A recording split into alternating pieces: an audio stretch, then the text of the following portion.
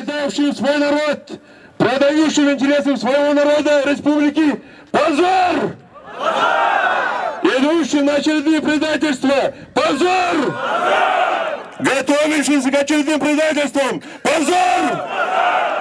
Правильно вот отреагировали на этот вопрос.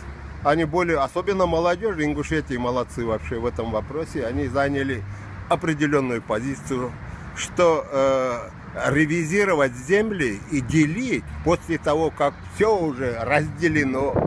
Оно было, все спокойно было до этого. Никаких претензий ни на территории, ни на границе никто не имел. Ну, конечно, то, что происходит, это плохо очень. Непонятно, для чего это все делается. Наш народ кавказский должен жить в мире, я думаю, и на это все обращать внимание не стоит. Надо как-то, не знаю, сплотиться, что-то сделать. Но здесь больше какая-то политическая такая сторона идет.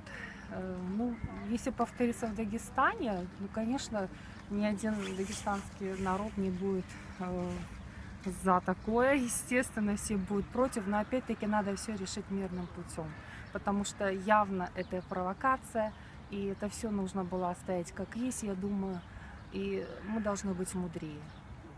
Ой, очень отрицательно. Что значит самозахватом? Это разбойничество даже.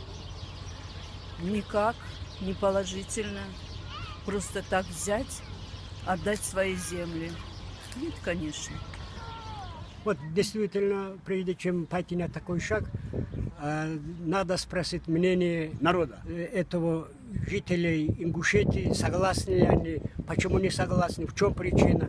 И согласованно надо решать такие проблемы. И вот этим шагом правительства Российской Федерации, я думаю, это мое личное мнение, что они толкают Ингушетия с Чечней, с тем, чтобы они воевали, противостояли друг другу и так далее. Вот это мое мнение. И поэтому мы всегда против того, что меняет границы.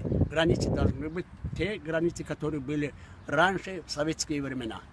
Мы очень против этого.